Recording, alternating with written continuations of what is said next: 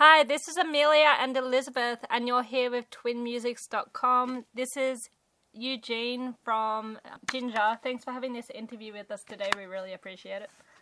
Thank you. Hi, Amelia. It's a pleasure for me to talk to you. It's morning in Ukraine, 11 a.m. I haven't been to Ukraine yet. I've always wanted to go. It's on my list.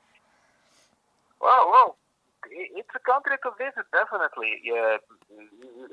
Once things get back to normal, when pandemic is over, you should definitely come here. Yeah, and there are lots of places to visit, and there is definitely this is a place for a party. If you're like a party animal and like going to nightclubs and things like that, so definitely this is a good option for you.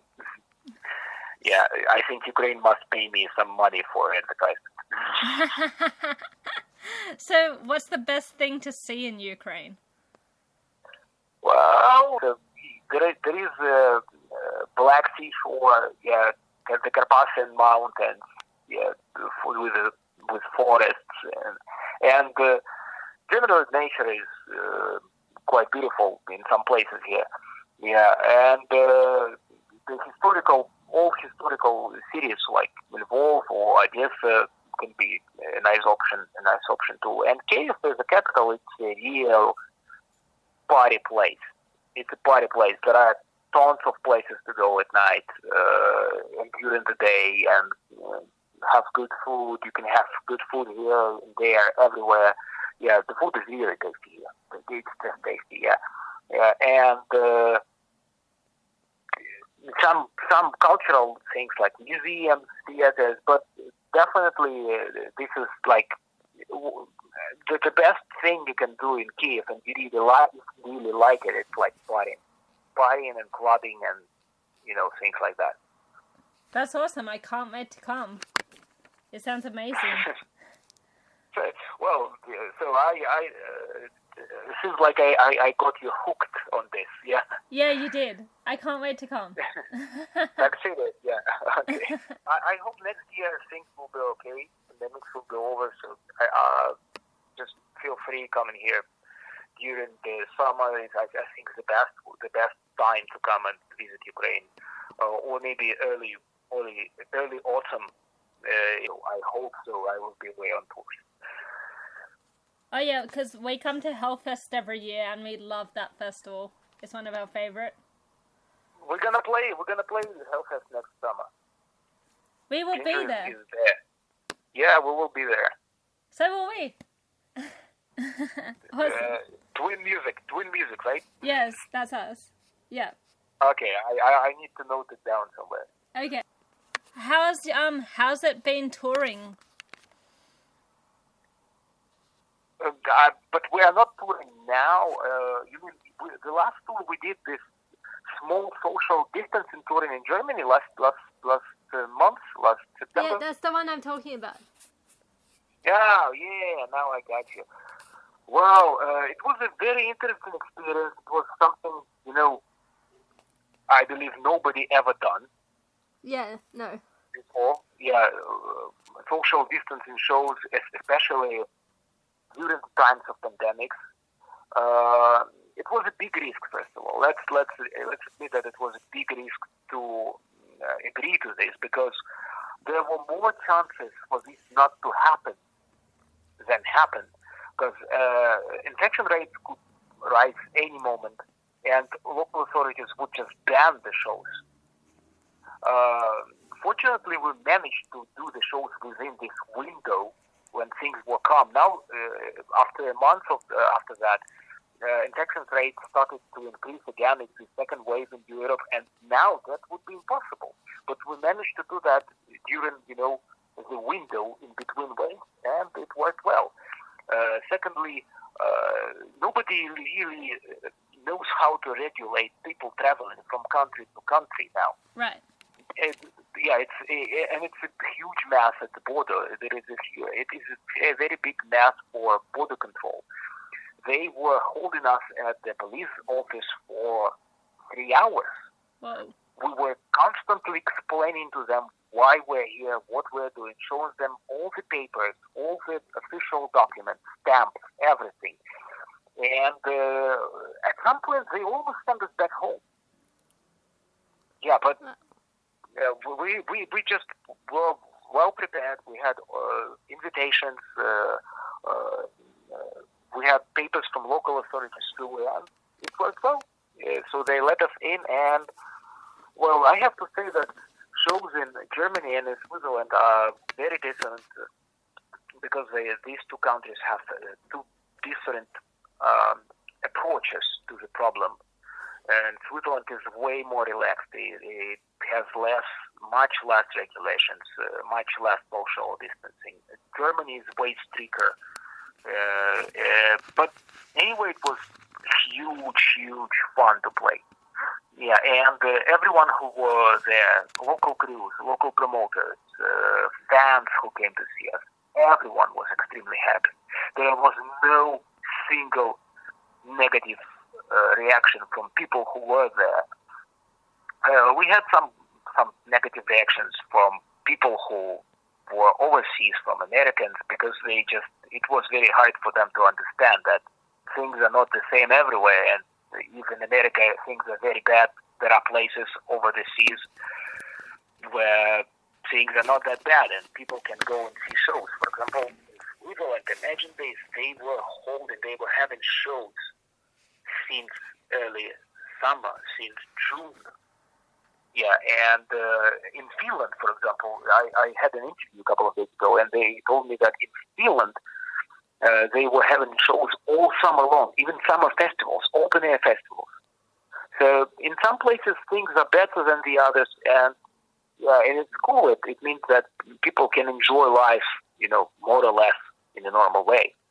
Yeah, and it was very cool to play. It was just like a breath of fresh air to go on stage, even though people there were not many people. Like we played 30-40% of capacity. We followed all rules. We didn't break and violate any regulations, and that's why we had to play for smaller crowds. But it was very enjoyable. It is just like I told you right now. It was like a breath of fresh air. That definitely sounds fun, and it's cool that you got to play for so long, even though COVID happened. So, well, I think that there are, you can find a solution for every situation. Yeah. If restaurants, cafes are open now, why isn't music open? Yeah. People gather together same way. They do not wear masks when they eat at restaurants. So why don't you let people go to concerts? Exactly. So it's a big question. Actually. It's a big question. And the other question I have is, why do we let people go to sports arenas and watch sport next to each other, but we can't go to a concert? Like, what's the difference? Exactly. This is what's the difference. There is no difference at all. But it's discrimination. It's a discrimination, and it doesn't make any sense to me because music pays so much as taxes. Yeah, it's a big industry, and governments just kill it everywhere. And I really hope. My personal opinion is that I really hope that summer festivals next year will happen, because if something wrong, if it goes wrong way and something wrong happens, and summer festivals just get cancelled again, that will be such a blow to the industry worldwide. Then I don't know. I don't know what it's going to be after that. Whether we will be able to, get back on our feet. All of us, not only musicians. We should not forget about promoters, bookers, crews. Yeah, all these people who are involved into, who are not seen, who are always behind the stage, but who work, who make their living, who feed their families. Yeah, and it's terrifying. But I have very high hopes. I'm almost sure that things must be calm down, must be all right by next summer. I hope so. You are bringing out your Alive in Melbourne album, so what can people expect from that? Everyone should understand that that was a very spontaneous thing to happen, and it happened very well. It's just like, I think it is that case when different pieces just coincide and match in a perfect way, and the final product, the final result is just incredible. This is how it happened with Live at Melbourne. We didn't plan it to be. We just recorded the audio because there was a guy who filmed the video, and we decided to do so during the sound check at that show. And here we are. There are songs which are performed just brilliantly. Probably best, in some ways, there are best performances of several songs, just best. Yeah, and the sound is great, and everything is cool. The audience is awesome. People are singing along and with the piano, and it's just in the atmosphere, the energetics. This is something we have been deprived of. This is something we haven't had for more than half a year now. And it is caught on camera, it is caught on audio. This is, during the times of pandemics, I think this is something which people need. At least to be able to listen to real live music, not streams, not online concerts, but real music, which happened not so long ago, just before the end of the world, if I can say so. And you also brought out your new video for Prophecy, so can you tell people more about that? That was a very interesting experience. First of all, we have never had a video like that before, even in the early years. Yeah, so this concept of very raw and hardcore-ish music video, we always had it in mind, and I think it was the time to implement it. It was the right time to implement it. We just brought our friends. We knew that we couldn't let fans from the street to the location because of the COVID and everything. So we just invited people who we interact daily, our friends, our family, or bands. We share the same room. We rehearse where we rehearse, and we made it. So we just had a sort of a small private party with friends. We moshed, we played live. Actually, around 20 times, 17, 18 times, the same song. So I know very well how to play this now. A lot of practice. Yeah, and a very good friend of ours who made our Duranial video and Judgment and Punishment video in the past, Shaka Lifty, he just took a camera and filmed it, edited it, and here we are. We have very energetic, very hardcore, very groovy song and very groovy video. Well, I definitely think it was a very groovy video too. It was awesome. Thanks. It's important to know this. Share this somewhere. Share this on your social media. I will. Never. And we're going to ask you our signature question now. So if you could have any band perform one of your songs, which band would it be? Which song would it be? And would it be in your style or their style? It's a good question. It's a very good question, and honestly, first time I've been asked something like this. What first comes into my mind? It's Lamb of God. I think Lamb of God performing one of our songs will be just awesome. That would be. I would love to see how Lamb of God would perform Pisces. That would be cool. They have a band, and it's interesting to see how they will interpret it in their own way.